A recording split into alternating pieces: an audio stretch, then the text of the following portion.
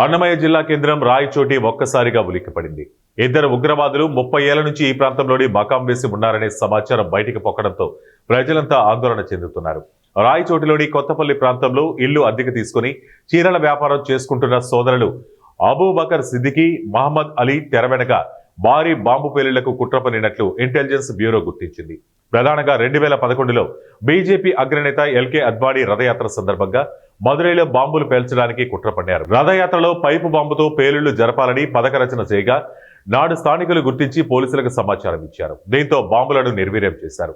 1995లో చెన్నైలోని చింతాద్రిపేట హిందూ మున్నా కార్యాలయంపై జరిగిన బాంబు దాడి కేసులోనూ ఇద్దరు సోదరులు నిందితులుగా ఉన్నారు.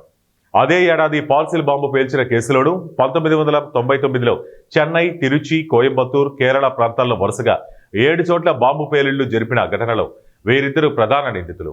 2012లో తమిళనాడులోని వేలూరులో డాక్టర్ అరవింద్ రెడ్డి హత్య సంఘటనలో వీరిపై కేసులు నమోదయ్యాయి. 2013లో బెంగళూరు మల్లేశ్వరం బీజేపీ కార్యాలయంపై బాంబు పేలుళ్ల కేసులోనూ నిందితులుగా ఉన్నారు. 1999లో తమిళనాడు, కేరళలో బాంబులు పేల్చడానికి కుట్ర పన్నిన ఘటనలో వీరిపై అభియోగాలున్నాయి. సోదరులిద్దరిపై తమిళనాడులో 10 వరకు కేసులు ఉన్నట్లు తెలుస్తోంది. వీరిని పట్టుకోవడానికి తమిళనాడు ప్రభుత్వంతో పాటు కేంద్ర ఇంటెలిజెన్స్ బ్యూరో అధికారులు కోట్ల రూపాయల రివార్డు కూడా ప్రకటించారు. తమిళనాడు నుంచి తప్పించుకుని వచ్చిన తీవ్రవాదులు అబూబకర్ సిద్దికీ, మహమ్మద్ అలీ ఎవరికి అనుమానం రాకుండా 30 ఏళ్లుగా రాయచోటిలో నివాసం ఉంటున్నారు. స్థానిక మహిళలను వివాహం చేసుకుని అద్దె ఇళ్లలో నివాసం ఉంటూ చీరల వ్యాపారం చేస్తున్నారు. అయితే తెర వెనక తీవ్రవాద చర్యలు బలంగానే చేస్తున్నట్లు ఇంటెలిజెన్స్ బ్యూరో వర్గాలు గుర్తించాయి. రాయచోటిలో ఉన్నారని ఐబీ పక్కా సమాచారం సేకరించింది. వారిని పట్టుకోవడానికి ఐబీ అధికారులు 2 నెలల నుంచి రాయచోటిలో మకాం వేశారు.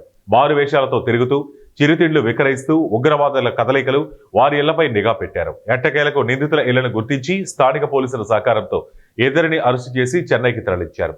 వీరిళ్లలో పోలీసులు, ఐబీ అధికారులు తనిఖీలు చేయగా తీవ్రవాద కార్యకలాపాలకు సంబంధించిన పుస్తకాలు, మందుగుండు సామగ్రి లభ్యమైనట్టు తెలిసింది. కొన్ని పేలుడు పదార్థాల సామగ్రిని జిల్లా ఎస్పీ కార్యాలయానికి తరలించి వాటిని నిర్వీర్యం చేసే ప్రక్రియ చేపట్టినట్లు తెలుస్తోంది.